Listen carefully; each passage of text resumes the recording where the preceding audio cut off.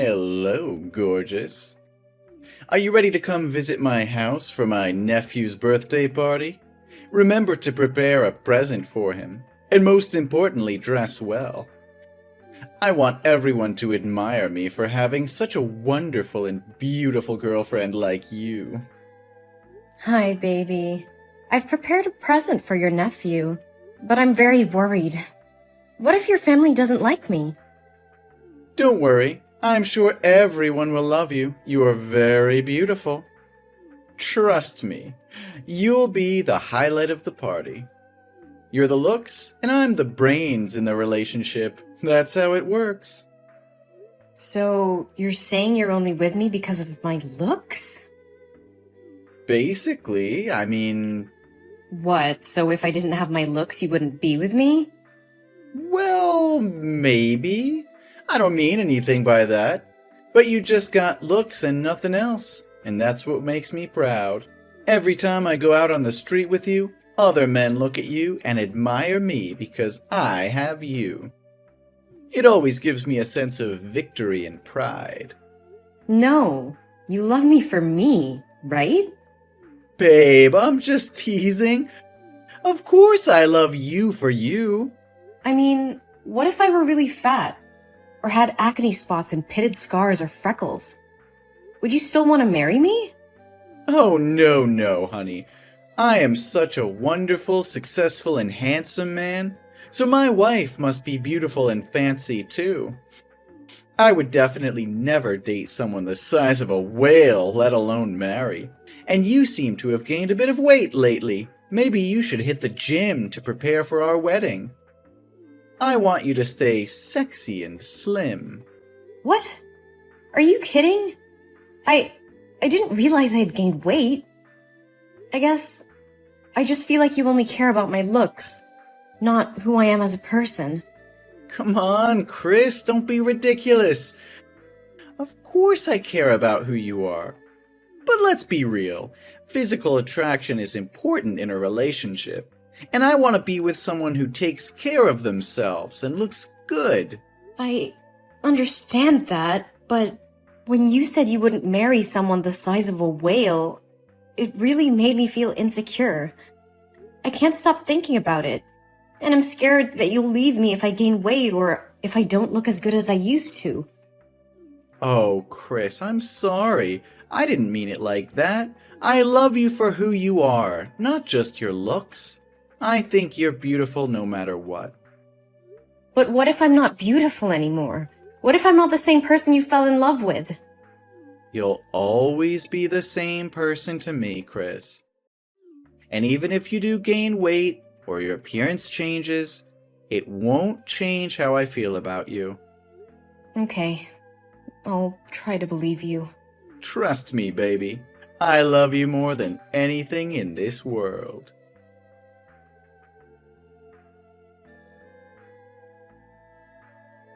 Hey, Mike? Where are you? I need you to come over and sign the surgery form. Surgery form? What for? I mean, your face was already ruined. Even if you have more surgery, you won't be as beautiful as you used to be. It's just a waste of money, Chris. How can you say that to me, Mike? Didn't you say just a few days ago before the bandages were taken off that you would love me no matter what? And now that I'm not as beautiful as I used to be, you're saying that it's a waste of money to have surgery? Also, you're calling me stupid for trying to save your nephew from the fire. Chris, I didn't mean to hurt you, but you have to understand that I'm upset about what happened to your face. And yeah, you did act stupid and careless by running into a burning house to save a child. Isn't the first thing you should do when you see a fire flare up to protect that face? Now look at you. Your neck and face both have 2nd and 3rd degree burns. The doctor told me that there's almost no chance you'll ever be as pretty again as you used to be. So you're saying that my appearance is more important to you than my life? You said that you love me no matter what, but now you're acting like my face is the only thing you care about. And don't you dare call me stupid for saving a child's life. That child is your nephew, and I couldn't just stand there and watch him burn. And to this day, I still can't believe that when you guys found out that there were still people trapped in that house, not a single member of your family rushed in to save the child. It's really cruel and heartless. Hey, watch your mouth. We didn't know there were still people trapped inside. It was a chaotic situation, and we were trying to get everyone to safety. We're not heartless or cruel. We're human beings who make mistakes. Even if I knew, I wouldn't put myself in such a dangerous situation, but would calmly wait for the fire department to arrive. Wait? Until when were you going to wait? Until the boy turned to ashes? I know, Chris, and I appreciate what you did for my nephew. But I just can't help feeling angry and frustrated about what happened to your face. I'm sorry for being insensitive, but I can't just pretend like everything's okay. And as for your appearance, of course it's not the only thing I care about. But let's face it, looks matter, and I'm just worried about how this is going to affect us. How could you say that? I thought you loved me for who I am, not just what I look like. And now that I don't look like your idea of pretty, you're acting like I'm some kind of burden. No, Chris, that's not what I meant. I'm not trying to make you feel like a burden, but I can't ensure my love for you will be the same. And we have to face the reality of the situation. Your face is never going to be the same again, and we have to figure out how to deal with that. Really? I just feel so insecure now, Mike. I'm scared that you'll leave me if I don't look as good as I used to. Really? Now let's sign that surgery form and get you on the road to recovery. We'll get through this together, I promise. Thank you for being here with me, Mike.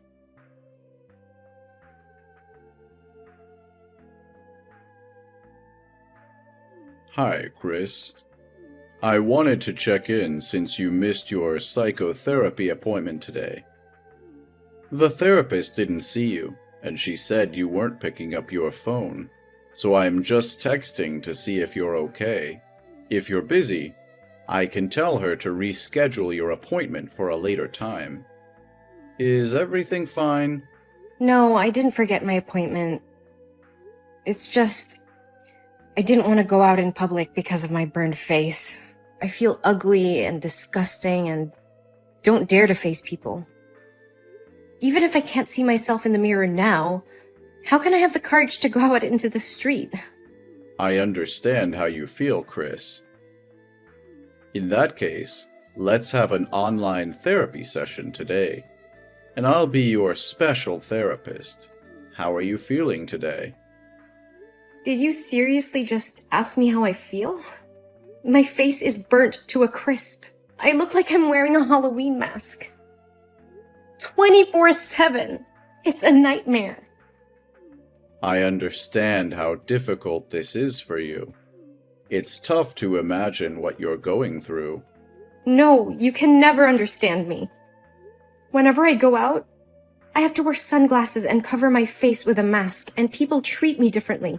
If I forget to wear it, people will look at me with pity and stay away, and children will point at my face and call me a monster. I know this might sound horrible to hear, but there are many things to be grateful for. Such as? I lost my job because they told me my face scares customers away, and they said that working in the beauty industry isn't as ugly as this. My dog barks at me every time she sees me. My friends don't recognize me, and whenever I want to meet them, they always find excuses to refuse me. And to top it all off, my fiancé doesn't want me anymore. You'll never know how upset I am. But you're alive. It's not everything, but it's a start. Yeah, that's not really saying a lot. Look, maybe your fiancé just needs some time to get used to your new look. Your fiancé may need some time to get used to your new look, and it could also be that the side effects of your medication are making you more sensitive. No, my fiancé doesn't love me anymore. I can tell by his actions recently. He always avoids me and doesn't cuddle me like he used to. Look at me. I'm hideous. Chris, what makes a person beautiful is who she is on the inside. And to me, you are the most beautiful, bravest, strongest, and most admirable girl in the world. You used your body to shield a child from burns without a moment's hesitation. That's an incredible act of courage and kindness. But no one said I did the same thing as you. They blamed me for being too careless, stupid, and rash. At that time, I didn't have time to think. I reacted because I didn't want the child hurt, so I rushed out to help him. I can't imagine how miserable his life would be if he got burned like this. If I don't do something, I will live my life in regret. Exactly. And that's what makes you so beautiful. You're a kind and selfless person. And if your fiancé can't see that, then maybe it's best not to marry him. Thank you, Doctor. I feel a bit better now. I'm glad to hear that, Chris. I've been doing some research on burn victims and their recovery, and I found a specialist in New York who's had tremendous success in treating severe burns like yours. I've arranged a meeting with her, and I'm confident that together we can find the best possible treatment for you, so that you can become the beautiful girl you once were. Well, actually, you've always been beautiful. Thank you so much, Dr. David. You've been great. It's my pleasure, Chris. Thank you for sharing your feelings with me.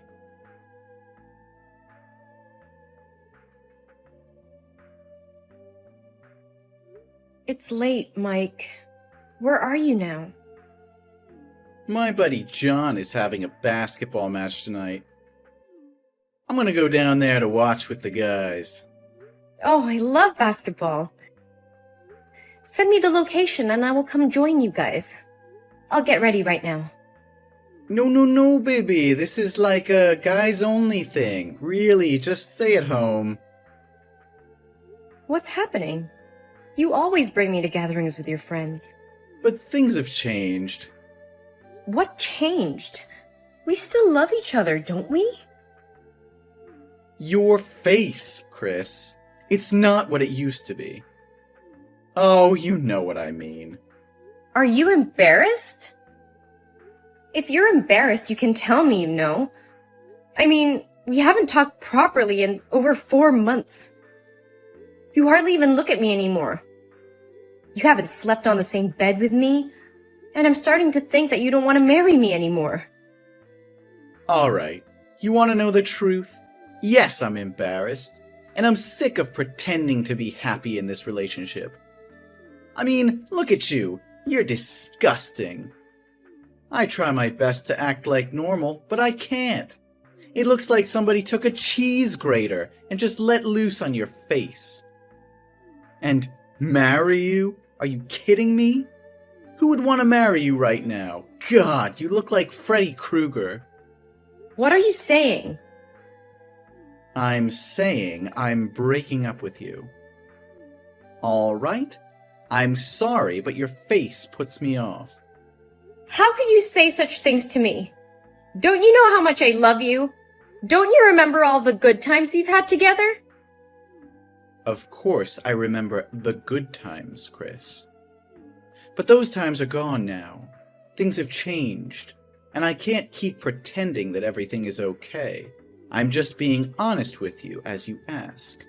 And the truth isn't always easy to hear, Chris. So you're just going to throw everything away because of the way I look? You're going to break up with me because of something that's beyond my control? It's not just about the way you look, Chris. It's about the fact that I can't be with someone who I'm not attracted to. It's about the fact that I can't keep pretending to be happy when I'm not. I'm sorry, Chris, but I can't do this anymore. And you could have avoided this if you hadn't intended to be such a heroine. No, Mike. I'm not trying to be anyone. I'm just trying not to live in sin and regret for the rest of my life for standing on the sidelines while watching someone die.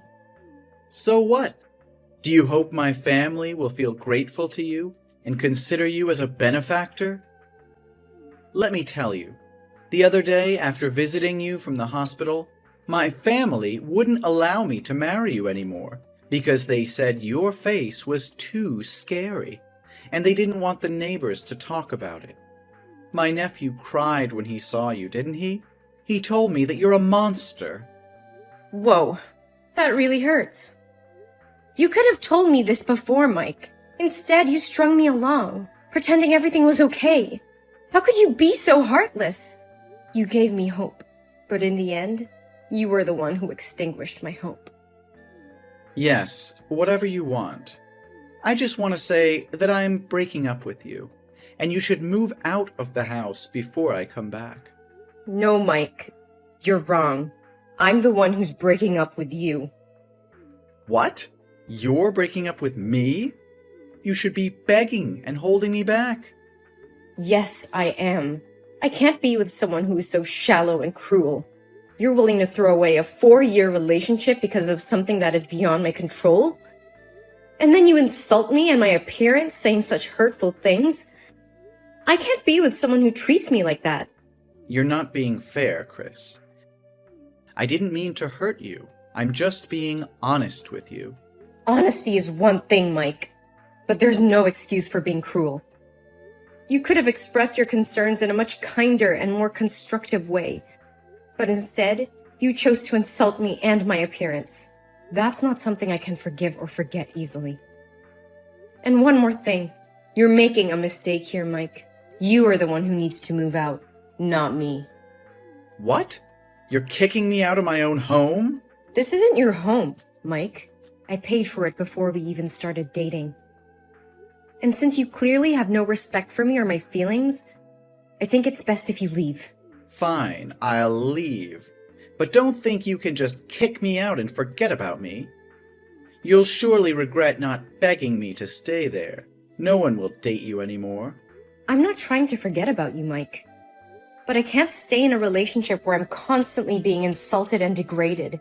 It's not healthy for either of us. Oh, so now you're the one who's concerned about our health? That's rich. I just want us both to be able to move on and find happiness in our own lives. And if that means we have to part ways, then so be it. I deserve someone who loves me for who I am, not just for my appearance. Good luck finding someone who can love that face of yours. I don't need your luck, Mike. I have faith that I'll find someone who can appreciate me for who I am, not just for my looks. And as for you, I hope you find happiness too, but it won't be with me.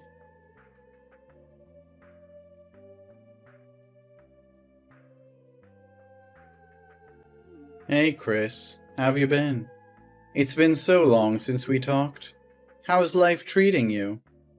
Mike? Why are you suddenly reaching out? It's been 3 years and I haven't heard from you. Is everything okay? No, everything is not okay at all. I just miss you a lot. I can't stop thinking about you after all these years. What? Are you kidding me? That year you said you didn't love me anymore because of my ugly face, remember? Actually, 2 years ago, something terrible happened to me. I was attacked by a gang, and they slashed my face, leaving me with a long, hideous scar. My left eye is also blind, so I can only see out of one eye now. Since then, no girl wants to date me. Oh my god. That's awful. What happened exactly? I was out drinking with my friends and I got very drunk.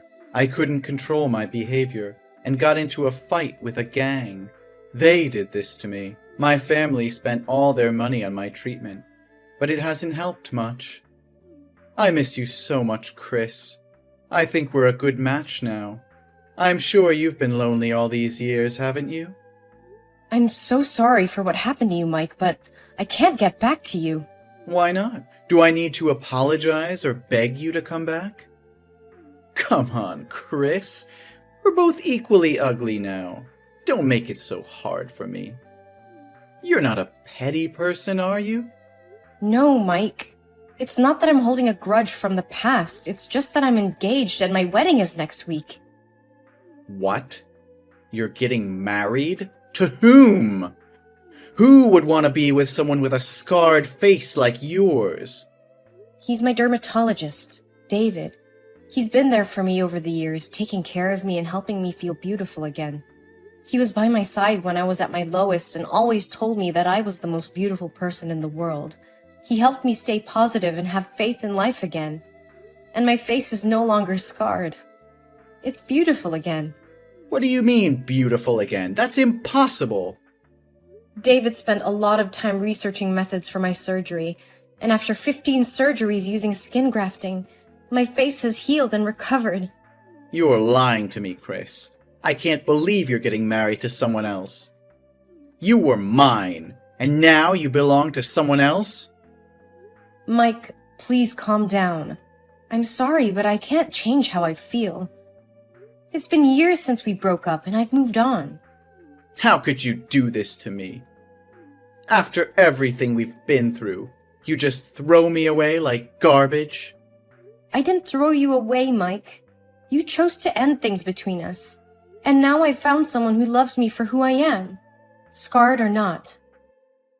I can't believe this is happening to me.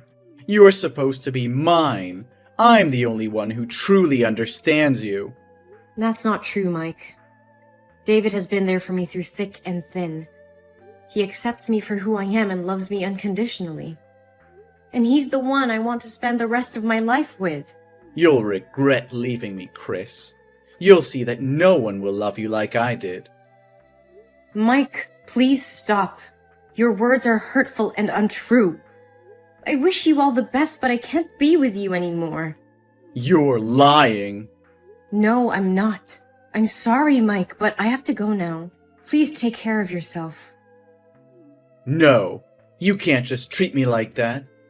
Why am I the only one who has to live a miserable life with such a disgusting face in the end? I believe someone will love you for who you really are, Mike. You should be optimistic. No, don't talk nonsense anymore. Come back to me right now.